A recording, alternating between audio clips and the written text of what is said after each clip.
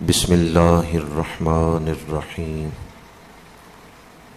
وَلِلَّهِ عَلَى النَّاسِ حِجُّ الْبَيْتِ مَنِ اسْتَطَاعَ إِلَيْهِ سَبِيلًا صدق اللہ مولانا العظیم ان اللہ وملائکتہ یصلون علی النبی یا ایہا الذین آمنوا صلوا علیہ وسلموا تسلیما الصلاۃ والسلام علیک یا رسول اللہ وعلی آلک واصحابک یا حبیب اللہ الصلاۃ والسلام علیک یا رسول اللہ وعلی آلک واصحابک یا حبیب اللہ۔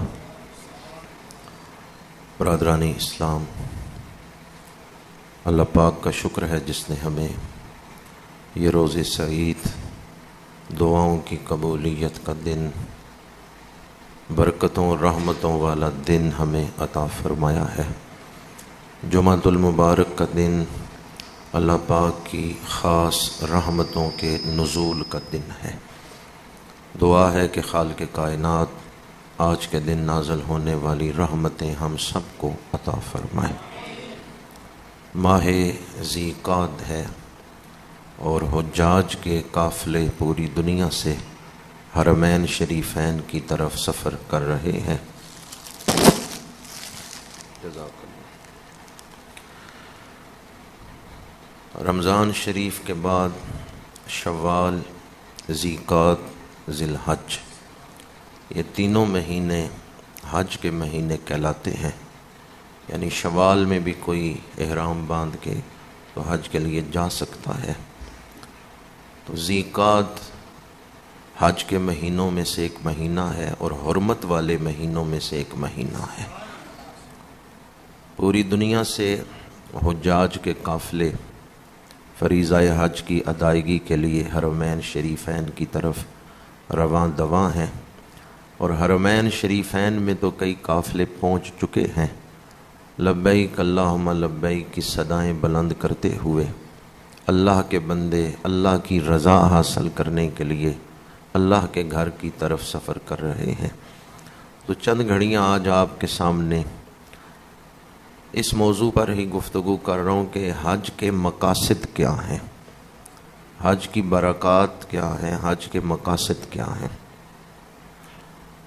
تاکہ ہم شعوری سطح پر اسلام کی عظمتوں سے آگاہ ہوں اور جو عبادات اسلام نے فرض کی ہیں ان کے اندر جو حکمتیں ہیں وہ تو کما حق اللہ اور اس کے رسول ہی بہتر جانتے ہیں، لیکن چند ایک حکمتوں سے آگاہی حاصل ہو تو ایمان میں بھی اضافہ ہوگا اور عبادت کرتے ہوئے بھی زیادہ حلاوت محسوس ہوگی۔ حاجی تو جا رہے ہیں لیکن ہم یہاں بیٹھ کے ہی ان جگہوں کا ذکر کر کے اپنے ایمان کو تازہ کر لیتے ہیں۔ تو حج کے مقاصد کے حوالے سے چند گھڑیاں گفتگو کروں گا۔ اللہ پاک مجھے حق گوئی کی توفیق عطا فرمائے۔ حج اسلام کے بنیادی ارکان میں سے ایک رکن ہے اور صاحب استطاعت پر زندگی میں ایک دفعہ حج کرنا فرض ہے۔ جو حج کو فرض نہ مانے وہ تو دائرہ اسلام سے ہی خارج ہو جائے گا، اور جو حج کو فرض مانتا ہے لیکن ادا نہیں کر رہا تو وہ گناہگار ہوگا۔ اگر ادا کیے بغیر دنیا سے چلا گیا تو اندیشہ ہے کہ کہیں ایمان سلب نہ ہو جائے۔ تو اس لیے جب حج فرض ہو جائے تو پہلی فرصت میں حج ادا کرنا چاہیے۔ حج بڑی محترم بشان عبادت ہے۔ نماز بدنی عبادت ہے، زکوٰۃ مالی عبادت ہے، لیکن حج میں یہ دونوں جمع ہیں۔ حج میں مالی عبادت بھی ہے اور بدنی عبادت بھی ہے۔ اور حج کے بارے میں فضائل میں یہ حدیث پاک موجود ہے کہ جس نے اللہ کی رضا کے لیے حج کیا، عرفات کے میدان سے جب وہ حاجی منا کی طرف لوٹتا ہے، مزدلفہ کی طرف لوٹتا ہے، تو اس طرح ہے کہ جیسے آج ہی ماں کے پیٹ سے پیدا ہوا ہے۔ اللہ نے اس کے پچھلے سارے گناہوں کو معاف فرما دیا، اور حاجی جس کے لیے دعا کرے اللہ اسے بھی بخش دیتا ہے۔ جس کے لیے وہ بخشش مانگے اللہ اسے بھی بخش دیتا ہے۔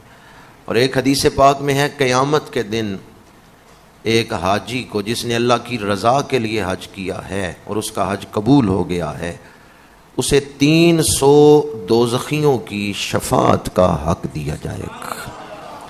اس کی دعا سے اللہ تعالیٰ 300 گناہ گاروں کو بخشش عطا فرما دے گا۔ حج کے مقاصد کیا ہیں؟ حج کی برکات کیا ہیں؟ حج کے مقاصد میں ایک بڑا مقصد تو یہ ہے کہ حج ہمیں علاقائی تقسیم سے نکال کر امت کے رشتے میں پروتا ہے۔ پوری دنیا سے مسلمانوں کے قافلے آتے ہیں، گورے بھی، کالے بھی، امیر بھی، غریب بھی، افریقی بھی، یورپین بھی، ایشیائی بھی، تو پوری دنیا سے مسلمانوں کے قافلے وہاں پہنچتے ہیں۔ عرفات کا میدان اس چیز کا اظہار کر رہا ہے 9 ذی الحج کو کہ ہم ایک امت ہیں۔ اجتماعیت کا تصور اس دور میں ہمیں ملکوں میں تقسیم کر دیا گیا، اور ملکوں میں اپنا اپنا نظام ہے اور اپنا اپنا سکہ ہے۔ اگر آج بھی سارے مسلمان ایک امت بن جائیں اور ایک سکہ ایجاد کر لیں اور پورے عالم اسلام میں ایک ویزا چل رہا ہو تو مسلمان کتنی طاقتور قوم بن جاتی ہے۔ تو ہم اگرچہ اس منزل تک تو فوراً نہیں پہنچ سکتے کہ ایک ہی سکہ چل رہا ہو اور ایک ہی ویزا پورے عالم اسلام میں چل رہا ہو، اس کے لیے کئی رکاوٹیں اور مسائل ہیں، لیکن کم از کم یہ تصور تو رہنا چاہیے کہ پوری دنیا میں جو بھی حضور کا امتی ہے، صحیح العقیدہ مسلمان ہے، وہ ہمارا بھائی ہے۔ ہم صرف 22-24 کروڑ نہیں ہیں، بلکہ ہم ایک امت ہیں۔ ترکی بھی ہمارے بھائی ہیں، مصری بھی ہمارے بھائی ہیں، اہل عرب بھی ہمارے دینی بھائی ہیں۔ تو مسلمان علاقائی تقسیم سے نکل کر ایک امت اور اجتماعیت میں ڈھل جاتے ہیں۔ لباس بھی ایک طرح کا پہنا ہوا ہے۔ عرفات کے میدان میں حاجیوں نے لباس بھی ایک جیسا، اور زبان پہ اللہ کی تسبیح ہے، سارے عبادت بھی ایک جیسی کر رہے ہیں۔ تو گویا حج کے مقاصد میں سے ایک بڑا مقصد امت کے تصور کو قائم رکھنا ہے۔ ہمارے فوائد اور ہمارے نقصانات اکٹھے ہیں۔ اگر دنیا کے کسی علاقے میں بھی مسلمان پہ ظلم ہوتا ہے یا مسلمان تکلیف میں ہے تو ہمیں اس کی تکلیف کا احساس ہونا چاہیے۔ اخوت اس کو کہتے ہیں، چبھے کانٹا جو کابل میں تو ہندوستان کا ہر پیرو جواں بے تاب ہو جائے۔ دوسرا مقصد حج کے مقاصد میں سے انسان زندگی میں وسائل اور مسائل کی جنگ میں مصروف رہتا ہے۔ زندگی کے تقاضے اور ان کو پورا کرنے کے لیے محنت، ان میں ہی انسان شب و روز مصروف رہتا ہے۔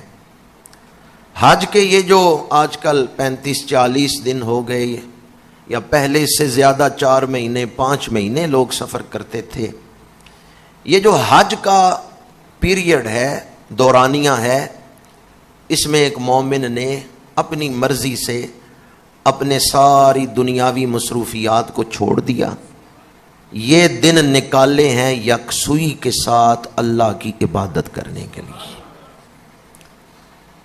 اور جب وہ تمام دنیاوی مصروفیات کو چھوڑ کے یکسوئی کے ساتھ اللہ کی عبادت میں لگ گیا، مناسک حج کو ادا کیا، شب و روز اپنے رب کی رضا حاصل کرنے کے لیے سفر بھی کیا، مناسک حج بھی ادا کیے، اور فراغت کے ساتھ کہ یکسوئی ہے، میں نے اپنی زندگی میں یہ دن اللہ کی رضا کے لیے عبادت کے لیے وقف کر دی۔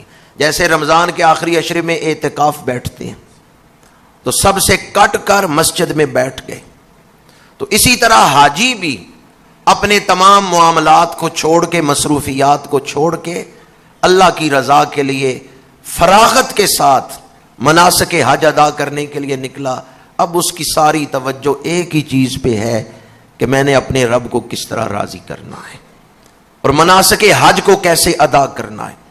تو جب یکسوئی کے ساتھ وہ 35-40 دن ادا کر کے واپس لوٹے گا، اس کی زندگی بدل چکی ہوگی۔ لیکن افسوس یہ ہے کہ آج کل حجاج حج پہ جاتے ہیں لیکن یکسوئی حاصل نہیں ہوتی، وہاں جا کے بھی انہیں توجہ حاصل نہیں ہوتی، پتہ نہیں ہوتا کہ کس جگہ پہ آئے ہوئے ہیں، اس مقام کی شان کیا ہے۔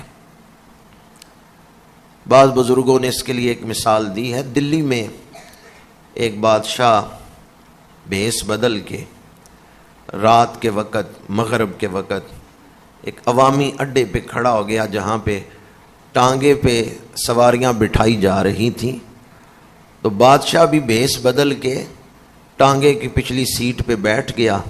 سواریاں آپس میں گفتگو کر رہی تھیں تو اس بادشاہ نے کہا کہ یہ جو آج کل حکومت کر رہا ہے یہ کیسا آدمی ہے۔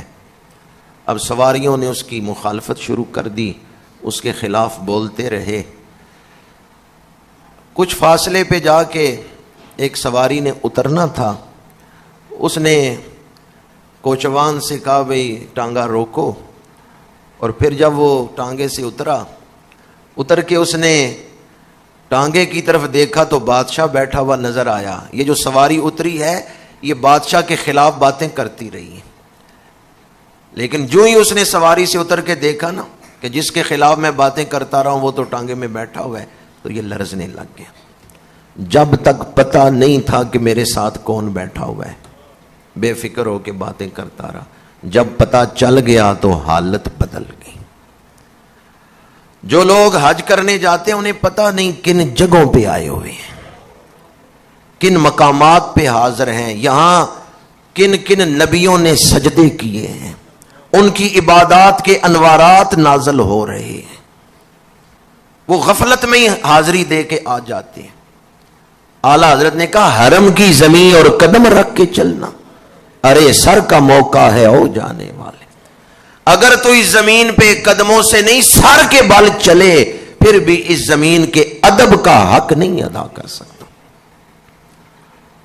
تو حج کے مقاصد میں سے ایک مقصد یہ ہے کہ انسان اپنی زندگی میں مخلوق میں ہی نہ کھویا رہے، دنیاوی مسائل میں ہی نہ کھویا رہے، وہ اپنے رب کی طرف بھی دھیان دے اور فراغت سے کچھ دن اپنے رب کی عبادت میں مصروف رہے۔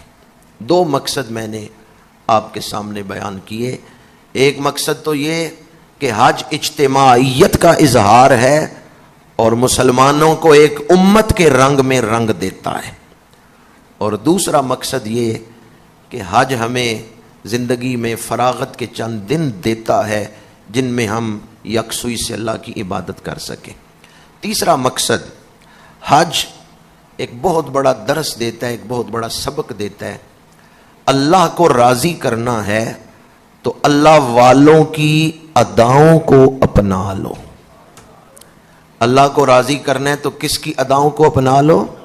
اللہ کے مقبول بندے، اولیاء اللہ، انبیاء، یہ جو اللہ کے مقبول بندے ہیں ان کی نقل کرو، ان کی اداؤں کو اپنا لو۔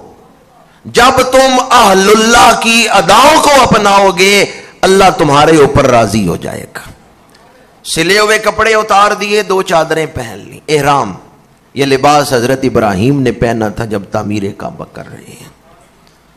کعبہ شریف کے گرد چکر، صفا مروہ، یہ سبز لائٹیں آئی ہیں، دوڑو۔ وہ واقعہ جو ہزاروں سال پہلے ہوا ہے آپ اس کو عملی طور پہ زندہ کر رہے ہیں، اس واقعہ کو دہرا رہے ہیں۔ یہ آیت تو آپ نے 12 مرتبہ سنی ہوگی، فَاذْكُرُونِي أَذْكُرْكُمْ۔ اللہ نے فرمایا تم میرا ذکر کرو میں تمہارا ذکر کروں گا۔ پتہ نہیں بی بی ہاجرہ نے کس طرح اللہ کا ذکر کیا ہے کہ آج اللہ ان کی ادا کو زندہ کروا رہا ہے۔ ہزاروں سال گزرنے کے باوجود اہل عشق، اہل محبت، اہل قرب، اللہ تعالی کا قرب رکھنے والے والے بندوں نے جو قربانیاں دی ہیں اللہ کی راہ میں، اللہ ان واقعات کو زندہ کر رہا ہے.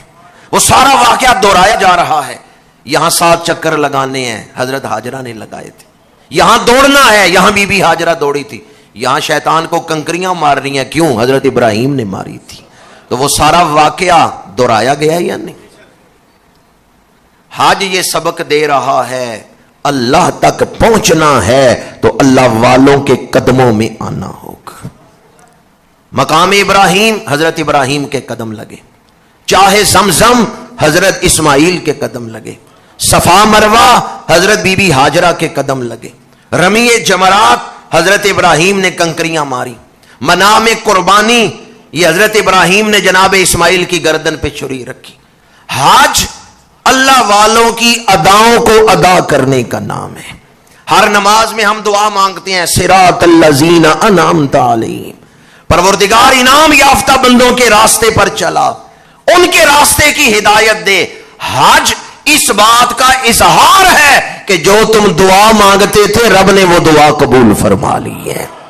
انعام یافتہ بندوں کی اداؤں کو اپناؤ گے تو تم بھی ان کے ساتھ رابطے میں ہو جاؤ گے، نسبت جڑ جائے گی. جو جذبات حضرت بی بی ہاجرہ کے تھے نا صفا مروہ پہ دوڑتے ہوئے، ان میں سے کوئی ایک لہر، کوئی ایک خیرات کا ذرہ تمہاری روح تک بھی پہنچ جائے گا. جب شیطان کو کنکریاں مارو گے، حضرت ابراہیم کے قلب اطہر و اقدس میں جو جذبات محبت الہیہ تھے ان کی خیرات تمہیں بھی نصیب ہو جائے گی. اس لیے حج ہمیں یہ تعلیم دیتا ہے کہ اللہ والوں کی نقل کرو. کیا خیال ہے اللہ والوں کی نقل نہ کریں تو حج ادا ہو جائے گا؟ آپ نے سنا ہوگا کہ جب طواف شروع کرتے ہیں نا، پہلے تو آپ نے لاہور سے احرام باندھ لیا یا جہاز کے اندر احرام باندھ لیا میقات سے پہلے، تو کاندھے ڈھانپ سکتے ہیں. نماز پڑھنی ہے کاندھے ڈھانپ کے احرام سے، کاندھے ڈھانپ کے نماز پڑھنی ہے. لیکن جب طواف شروع کرنا ہے تو دایاں کندھا ننگا کرنا ہے. یہ دایاں کندھا ننگا کیوں کرنا ہے؟ جب میرے آقا کریم نے مکہ فتح فرمایا ہے تو اس وقت بعض اہل مکہ نے کہا کہ صحابہ تو تھکے ہوئے اور کمزور سے نظر آتے ہیں، ہم نے خام خواہ تلواریں پھینک دیں اور ان کے آگے سر جھکا لیا، اگر لڑتے تو شاید ہم انہیں روک دیتے. تو میرے آقا کریم نے فرمایا کہ صحابہ ذرا اپنے کندھے ننگے کر کے ذرا رمل کر کے چلو. ویسے اللہ تعالیٰ کو یہ فخر کے ساتھ چلنا، اکڑ کے چلنا پسند نہیں. فرمایا آج اللہ کے دشمنوں کو دکھاؤ رسول اللہ کے غلام جرت اور طاقت والے ہیں. تو وہ جو صحابہ نے ایک ادا اپنائی تھی آج بھی حاجی اس ادا کو اپنا رہے ہیں، آج بھی دایاں کندھا ننگا کر کے طواف کر رہے ہیں. تو حج اس بات کی تعلیم دیتا ہے کہ اہل اللہ کے رنگ میں اپنے آپ کو رنگ لو. اللہ والوں کے رنگ میں اپنے آپ کو رنگو گے تو تب اللہ کے قرب کا دروازہ کھلے گا. اہل اللہ کے قدموں میں آؤ گے تو اللہ کا قرب نصیب ہوگا.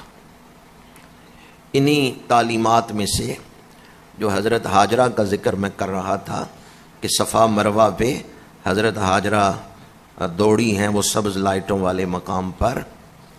حج یہ تعلیم دیتا ہے ماں کی قدر کرنا، ماں کا بڑا مقام ہے. آج کل زمزم آتا ہے کھڑے ہو کے پیتے ہیں. یہ کس کی بے تابی تھی کہ رب نے زمزم کا چشمہ جاری کر دیا ہے؟ یہ کس کی تلاش تھی کہ رب نے زمزم کا چشمہ عطا فرمایا؟ ایک ماں کی بے تابی، مامتا کی تڑپ. ماں دوڑی ہے، حضرت بی بی ہاجرہ دوڑ رہی ہیں. جہاں حضرت اسماعیل لیٹے ہیں ایڑی لگتی ہے، وہاں سے اللہ نے پانی کا چشمہ جاری فرما دیا ہے. تو حج ہمیں یہ تعلیم دیتا ہے ماں باپ کی قدر کرنا، ماں باپ کو معمولی نہ سمجھنا. جہاں ایک ماں دوڑی تھی آج بڑے بڑے شیخ الحدیث، مفسر قرآن، کتب ابدال غوث وہاں دوڑ رہے ہیں یا نہیں دوڑ رہے؟ جہاں ایک ماں دوڑی ہے تو ماں کی قدر کرنا.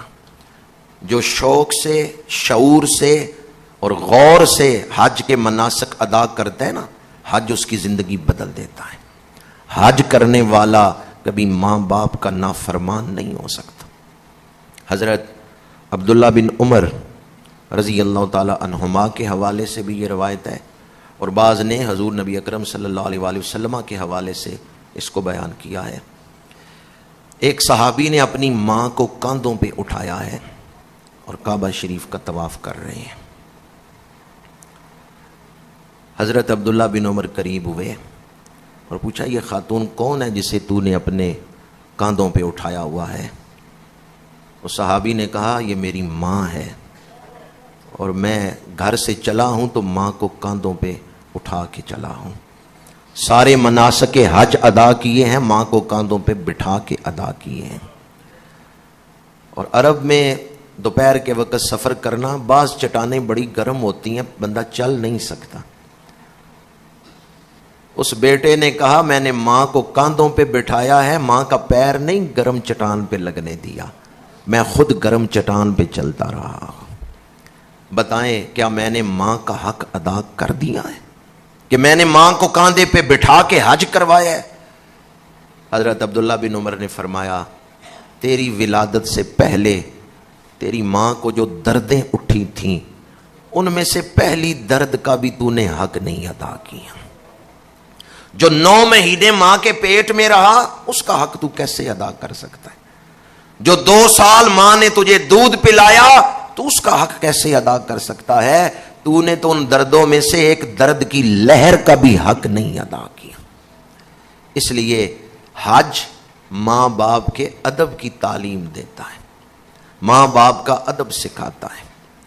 بعض بزرگوں نے، حضرت خواجہ فرید الدین رحمۃ اللہ تعالی علیہ، دیگر کئی بزرگوں نے لکھا ہے ایک شخص نے حج کیا ہوا تھا، فرض حج کر چکا تھا، نفلی حج کرنے کے لیے جا رہا تھا، تو ماں سے پوچھا، ماں نے کہا مجھے تیری ضرورت ہے گھر میں، تو حج کرنے نہ جا، فرض حج تو کر چکا ہے، فرض حج سے سو ماں نہیں روک سکتی، لیکن نفلی حج ہے تو نہ جا، میری خدمت میں رہ۔ اس نے کہا نہیں مجھے شوق ہے، میں نے جانا ہی جانا ہے۔ ماں کی اجازت کے بغیر تیاری کر لی۔ جب سفر کے دن قریب آئے تو اپنے مرشدوں سے ملنے گیا اور جا کے ان کو بتایا کہ میں حج کرنے جا رہا ہوں۔ انہوں نے فرمایا تو نے فرضی حج تو پہلے کر لیا ہے؟ کہا کر لیا ہے، اب نفلی حج کرنے جا رہا ہوں۔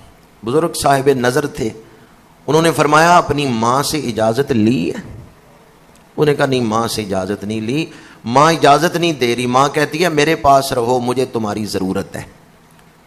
وہ بزرگ تڑپ اٹھے اور فرمانے لگے میں نے 60 حج کیے ہوئے ہیں، میں نے 60 حج کیے ہوئے ہیں، میرے ساتھ سودا کر لو، وہ میرے 60 حجوں کا ثواب تم لے لو، اس سال حج پہ نہ جاؤ، جاؤ ماں کی خدمت کرو، جو ماں کی خدمت سے تمہیں ثواب ملے گا وہ مجھے دے دینا، میرے 60 حجوں کا ثواب تم لے لو۔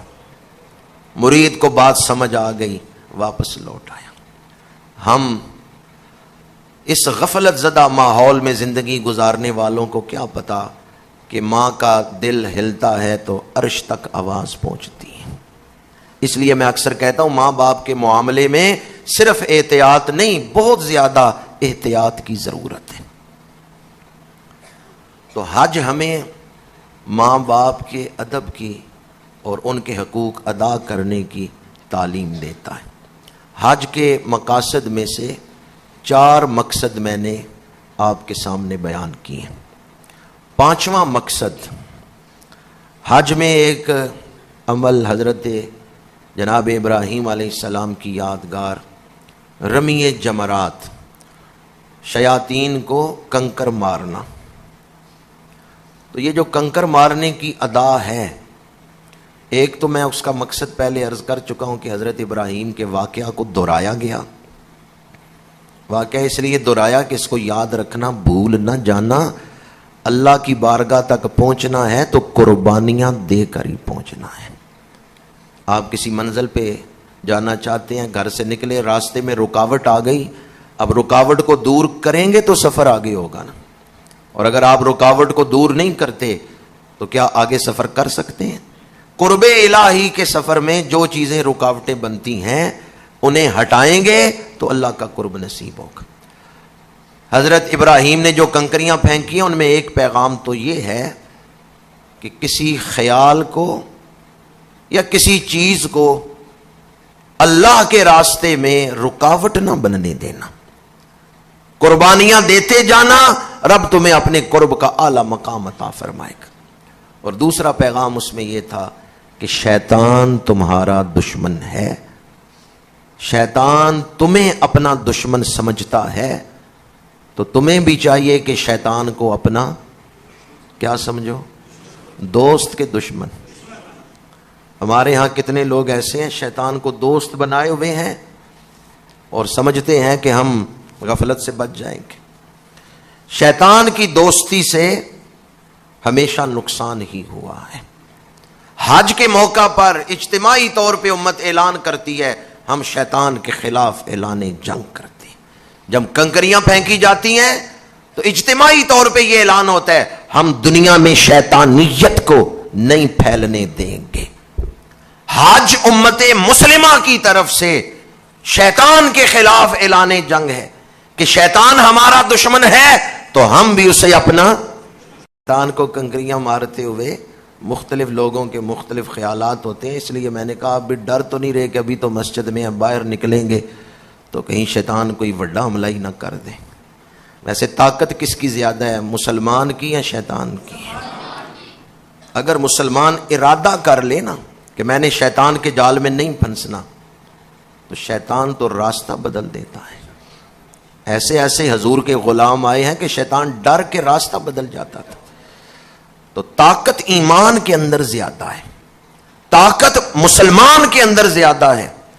حج اجتماعی طور پہ اعلان ہے، ہم دنیا میں شیطانیت نہیں پھیلنے دیں گے، لیکن حیرت ہے کہ ہم نے اس کو بھی ایک رسم بنا دیا ہے کہ ہم حج بھی کر رہے ہیں، شیطانیت کو بھی پھیلا رہے ہیں، حج بھی کر رہے ہیں اور شیطانی نظام کا بھی حصہ ہیں، حج بھی کر رہے ہیں اور سود کو بھی پروان چڑھا رہے ہیں، حج بھی کر رہے ہیں اور رشوت بھی لے رہے ہیں۔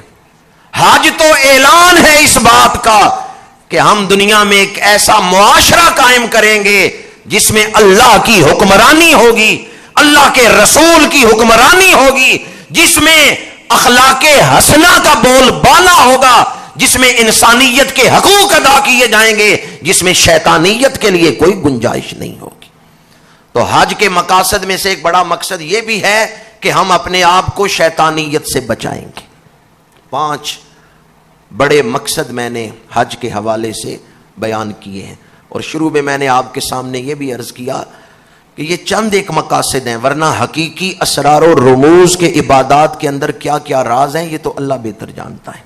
میں نے چند ایک آپ کے سامنے بیان کی۔ اگر یہ 5 مقاصد ہم اپنا لیں، ایک تو امت کا تصور کہ ہم ایک امت ہیں، اور اس کے بعد دوسرا تصور کہ ہم اپنی زندگی سے کچھ وقت نکالیں گے مصروفیات چھوڑ کے صرف اللہ کی عبادت، یکسوئی کے ساتھ اللہ کی عبادت۔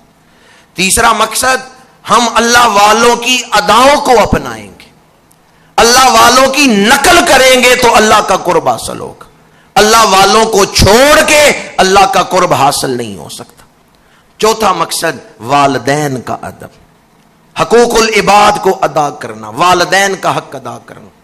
اور 5واں مقصد شیطان سے اور شیطانیت سے اپنے آپ کو بھی بچانا اور اپنے معاشرے کو بھی بچانا۔ یہ صرف 5 مقاصد میں نے آپ کے سامنے بیان کیے، ورنہ حج کے اور کئی مقاصد۔ جب میں یہ بات کر رہا تھا کہ اللہ والوں کی اداؤں کو اپنانا، تو حضرت حکیم بن حزام رضی اللہ تعالی عنہ، ان کا ایک واقعہ یا ان کا عمل میرے ذہن میں آ رہا تھا جو بڑا ایمان افروز ہے۔ بڑے امیر صحابی تھے یہ حضرت حکیم بن حزام، بڑے مالدار تھے۔ حج کرنے کے لیے گئے تو 100 اونٹ اپنے ساتھ لے کے گئے۔ اگر ایک اونٹ 2 لاکھ روپے کا ہو تو 100 اونٹ کتنے کے ہو گئے؟ 2 کروڑ روپے۔ بڑے امیر صحابی تھے حضرت حکیم بن حزام۔